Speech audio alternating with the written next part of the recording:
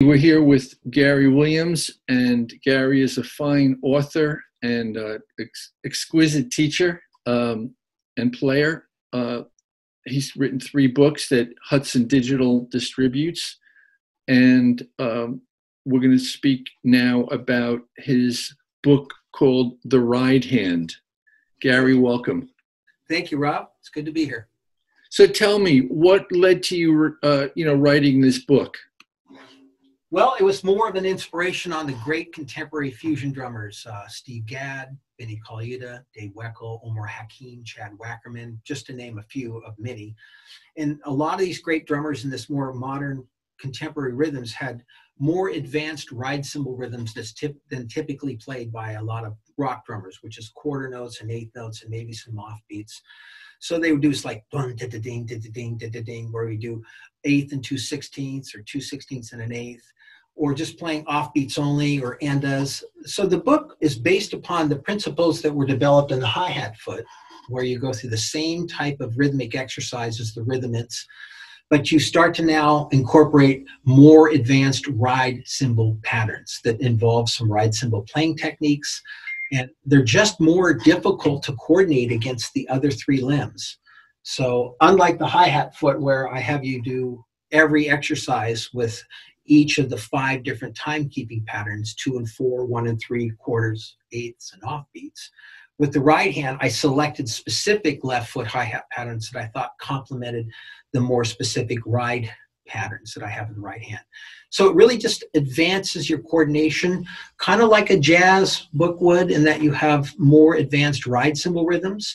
And so you have to learn to coordinate the other 3 appendages against that. So that's pretty much what the book is focused on, is developing your ride patterns so you can do a lot more interesting things than just the standard eighth notes or quarter notes or just offbeats.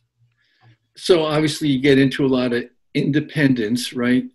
Yes. Putting yes. limbs. Yes. And I know there's kind of a program for that. You want to talk a little bit about that? Yeah, well, having gone through so many books myself, I've gleaned some of the different kind of practice methods and systems, if you will, to borrow the term that Gary Chester used for the new breed. And Horacio El Negro Hernandez wrote a book called Conversations in Clave, which he called an Afro-Cuban new breed. So it has that similar systems type of approach where you do the same kinds of patterns with the other 3 limbs, but now you have to change the ride cymbal. So it's really set out to develop these things from the hi-hat foot going into this ride hand book, where you can now start taking some of the foundational patterns that you already have played. But you could just launch into this book. As a more advanced player, this might be in a more appropriate place for a drummer to start.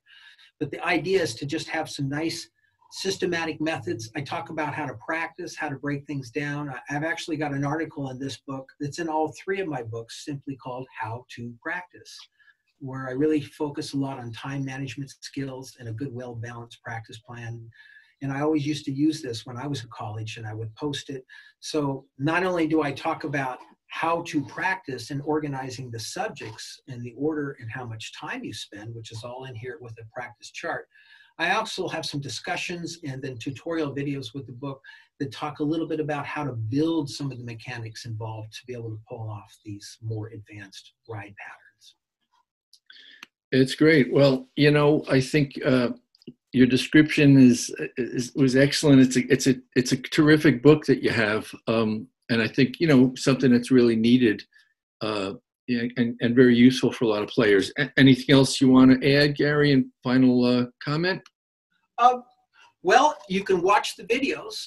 The tutorial videos I think are very, very beneficial. And so in order to get the most out of the books, there is actually for 2 of the books, the Hi-Hat Foot and Drummer's Guide to Big Band, there's actually a little overview video of it that sort of advertises what the contents are. But for each of the books, I have not just the trailers I mentioned, but I also have some demonstration of techniques to develop certain sounds and playing techniques, pedal techniques for both the bass drum and the hi-hat, as well as grips for the ride and the hi-hat cymbals. And so all those tutorials are beneficial for the techniques, but then there's actually examples of the exercises. So you can watch me play the exercises and not just have to read them out of the book. So I really feel seeing and hearing is very powerful and the best way to start, and then look at what it looks like on paper later. Absolutely. And, we love the digital format because it makes it so easy. You touch the icon, the video pops up, Yep. and there you have it. You're not fumbling for a DVD. You're not having to look for it online somewhere and download it. It's right there in front of you. If you have an iPad or a nice device, the stuff looks beautiful and it pops right up. You hit the button, it minimizes, you continue on your way through the book. And it's a great format. And that's really why we developed it at Hudson, is because I actually think it's an improvement over a physical book when you have audio and video involved. It's just such a user-friendly way of taking advantage of all the material and the content, really. I agree. It's awesome. In fact, I'm kind of old school, but I'm not so old school that I don't also have the digital copy.